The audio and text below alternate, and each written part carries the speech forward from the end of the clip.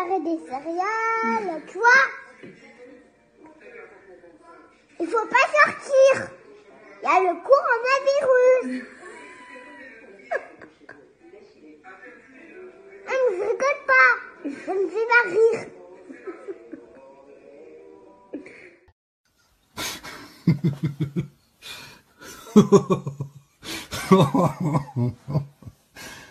Oh les gars, c'est complètement dingue, les gens deviennent complètement fous quoi.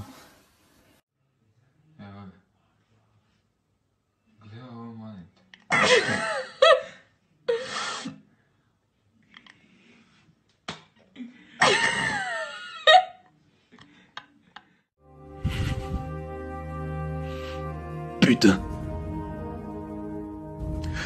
J'ai été à Leclerc. J'ai été à Carrefour. Y'a plus de pâtes. Y'a plus de PQ.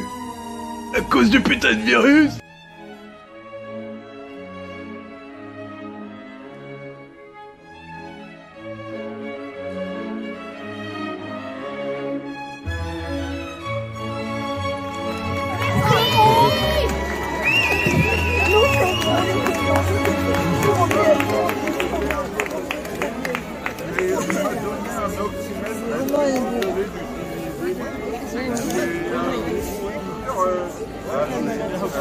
Non mais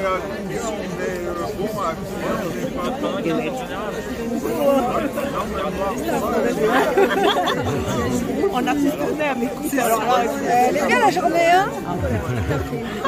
Ceux qui sont pas venus vont dire encore, ça plaît. C'est clair. Oh, on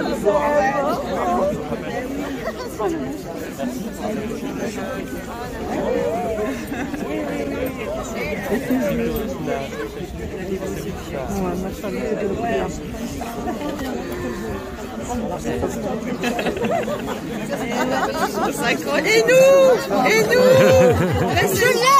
Ben nous aussi,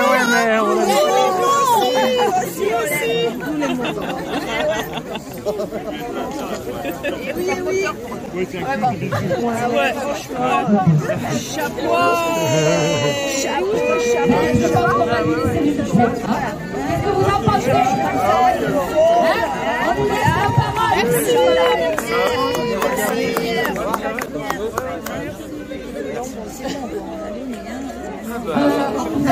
Merci pour cet accueil. Je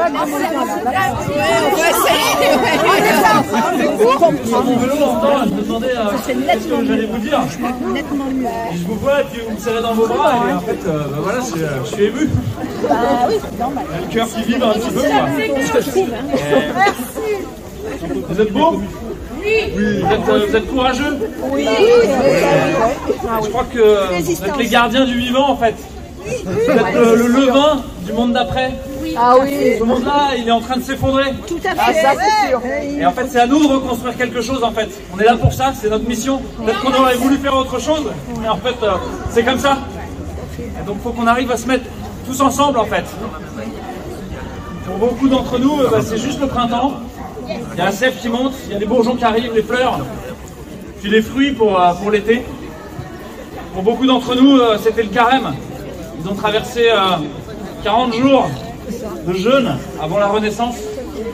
Pour beaucoup d'entre nous, c'était 40 ans dans le désert, et Pessah, et la sortie d'Égypte. Et dire à Pharaon, c'est terminé. Let my people go. Vous vous souvenez? Et pour beaucoup d'entre nous, c'est Ramadan, avec ce retour à l'intérieur, et d'aller gratter, d'aller enlever toutes les scories, d'aller enlever tout ce qui traîne en fait, pour faire sortir le meilleur, et qu'on puisse l'offrir ensuite au monde. C'est ça qu'on est en train d'essayer de faire. Et dans le collectif, il y a vous, il y a des universitaires, il y a des chercheurs, il y a des médecins, il y a des patients. Il y a des patients dans la réanimation après qui disent mais je vous ai vu là sur mon téléphone pendant que j'étais en train de mal respirer, comment je peux aider? Et après ils sortent, ils viennent aider. Il y a des commissaires de police, il y a des officiers de gendarmerie. Ça c'est bien. Il y a des marins, il y a des militaires, il y a des hauts fonctionnaires, il y a des gens qui sont dans les ARS, des gens qui sont dans les réunions des ministères. Et ils sont tous hallucinés de ce qui se passe. Ils sont à la réunion l'autre jour pour dire tiens bon AstraZeneca, ça va pas l'air très très bon. Qu'est-ce qu'on fait là pour ceux qui ont déjà eu une injection? Et ils décident tous ensemble, ben, on va leur donner une injection de Pfizer en fait. Ils n'arrêtent pas à arrêter. Abort mission. Arrêtez le massacre. Et ils disent ça, et ils franchissent le mur du son. Et quand on leur demande, mais pourquoi vous décidez ça? Qu'est-ce qui se passe dans votre tête? On ne sait pas. Et il y a plein de gens comme ça qui viennent me voir et je leur dis mais alors pourquoi vous avez eu l'injection immunogène? Je dis ça pour pas qu'on soit censuré sur YouTube. Pourquoi? Et ils disent bah, pour voyager. Tu vas ma liberté. Mais il n'y a aucun lien entre le fait de voyager et le fait de recevoir cette injection. Ça n'a aucun lien, ça n'a aucun sens. On peut discuter de l'injection immunogène au niveau médical, au niveau sanitaire, ok, c'est un outil peut-être. C'est sûrement pas une baguette magique. Mais bon, ok, on peut en discuter et laisser de la liberté aux gens. Mais ça n'a rien à voir avec le fait d'être libre. Ça n'a rien à voir avec un pass sanitaire. Ça n'a rien à voir avec le fait de pouvoir franchir les frontières, aller chez le boucher, aller chez votre grand-mère. Ça n'a rien à voir. Et donc il faut réussir à séparer ça dans la tête des gens. L'autre chose, c'est que ceux qui veulent voyager, en fait, qu'est-ce qu'ils veulent? Ils veulent continuer le monde tel qu'il était. Où l'humain occidental, il est en prédation, et il mange les ressources, il va consommer du loisir. Et toutes ces frustrations qu'il a ici, et il en a de plus en plus, et il va se soulager de ces frustrations dans des pays plus pauvres. En fait, ça c'est pas tenable. Ce monde-là, il peut pas tenir. L'idée qu'il y aurait des consommateurs obèses en Occident, qu'il y aurait des réserves de matières premières en Amérique du Sud et en Afrique, et on fait quelques guerres pour réussir à se les approprier, et l'idée que l'Asie du Sud-Est soit une usine à transformer tout ça pour faire nos produits de consommation, ça va pas en fait. Et donc cette idée même de la mondialisation, elle va pas, elle tient pas, c'est pas quelque chose de pérenne. Et c'est en train de s'effondrer. Et ça, c'est la très bonne nouvelle de ce qui est en train de nous arriver. C'est qu'en fait, la crise qui nous arrive là, c'est une chance. C'est une chance, mais c'est une crise. Alors tout le monde est perdu. Sauf quelques-uns là. Et vous n'êtes pas perdus. Vous savez quel est le bon chemin? Le bon chemin, c'est d'écouter à l'intérieur. C'est quoi notre fil rouge? C'est la paix, c'est la joie, c'est la beauté. C'est le partage, c'est d'être avec les uns et les autres, c'est de se rencontrer, c'est l'amour. Et en fait, les 99,9% des humains, ils sont d'accord avec ça. Et ça, c'est une énorme source d'espoir. Parce qu'il n'y en a que 0,01% qui veut plus de pouvoir et plus d'argent et toujours plus de pouvoir et toujours plus d'argent. Mais ils sont très peu nombreux. Et ils sont en train de mourir. Sauf qu'ils ont créé une très grosse bête, un très gros monstre. Et que ce très gros monstre, pendant qu'il est en train de mourir, il donne des coups de queue. Il donne des coups de ses vieilles ailes. C'est comme un dragon là. Et ses écailles et ses griffes, elles sont encore coupantes. Et ça veut dire que nous, on doit être prudents. Parce que si jamais je dis tout ce que je pense aujourd'hui, je suis certain d'être convoqué à l'ordre des médecins. Si jamais je dis tout ce que je pense aujourd'hui, je suis certain d'être censuré sur YouTube, Facebook, etc.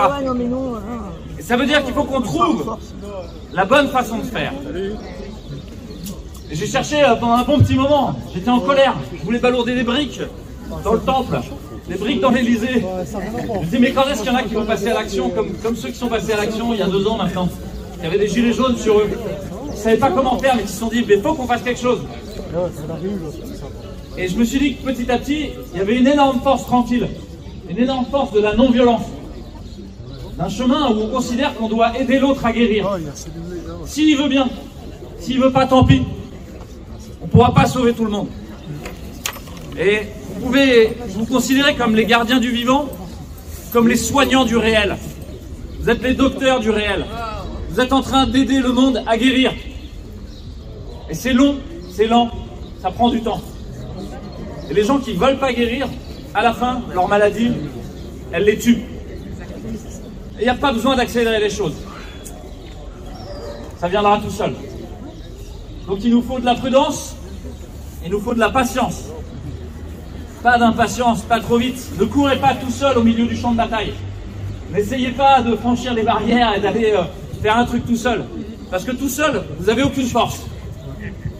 La première chose que j'ai fait, c'est de crier à l'aide, c'est d'appeler au secours, c'est de demander à d'autres gens de venir avec moi. Et on est de plus en plus nombreux. Et plus on est nombreux, plus on est inarrêtable. On est invincible en vrai. Et si je peux parler aujourd'hui, alors que ça fait longtemps que ma direction, l'ordre des médecins, la préfecture aurait dû me convoquer, etc. C'est parce que vous êtes là. C'est parce qu'il y a des centaines de milliers de personnes qui, à chaque vidéo qu'on fait, à chaque tract que vous distribuez, à chaque texte que vous relancez, à chaque discussion que vous entamez avec un voisin, se mettent à avoir un doute. Elles se disent, tiens, et si j'allais voir? C'est inarrêtable.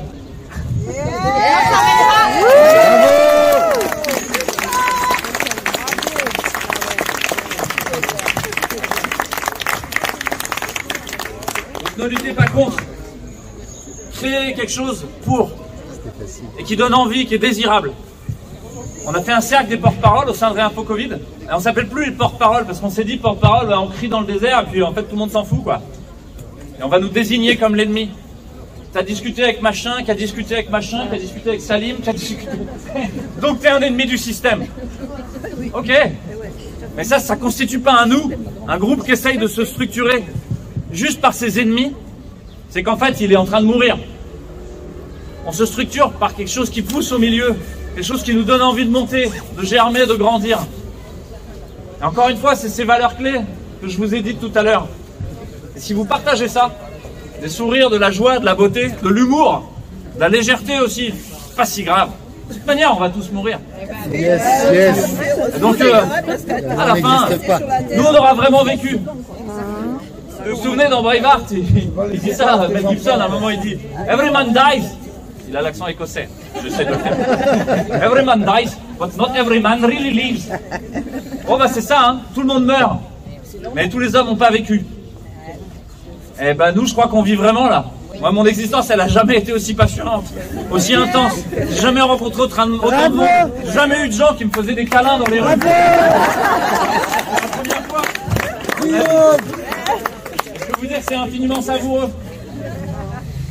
Donc vraiment, merci, un grand merci à tous. Et construisez maintenant, pas à pas, ce dont nous avons besoin vraiment. On a besoin de manger. On a besoin d'habiter quelque part, se loger. On a besoin de se vêtir.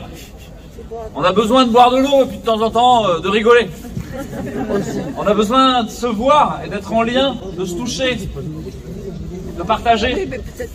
On a besoin de transmettre, d'éduquer. On a besoin d'échanger ce dont on a besoin. Bah, tous ces points-là, c'est le moment de recréer des réseaux à l'intérieur du système. De recréer des monnaies, de sortir du système financier tel qu'il est. Si on prend l'élection un jour, ça ne changera rien si on n'a pas changé le système monétaire. Donc il faut changer le système monétaire. Et ça, vous pouvez commencer dès maintenant à le faire. Il y a plein de monnaies locales, il y a plein de monnaies basées sur les crypto-monnaies, des monnaies libres. Il y a plein de façons d'échanger juste par le don. Le troc, les systèmes d'échange locaux, la June. Vous avez plein, renseignez-vous, ouvrez vos horizons. Vous allez monter en compétences très très vite, c'est la force de l'internet aujourd'hui. Refaites des écoles. Tout le monde sait que l'école est malade. Tous les instituteurs, tous les professeurs en souffrent tous les jours. Ils se disent, mais pourquoi je suis là? Tout le monde sait que la police est malade, que l'armée est malade. Je vous l'ai dit, on a des patrons de gendarmerie avec nous. Et ils nous disent, mais pourquoi on fait ça? On doit chasser les bandits, c'est ça notre mission. Et ils ne comprennent pas. Et donc il faut reconstruire ça doucement. Donc ça veut dire qu'il y a du pain sur la planche. Et je vous l'ai déjà dit, tout est parfait et il y a encore du travail. Alors on travaille.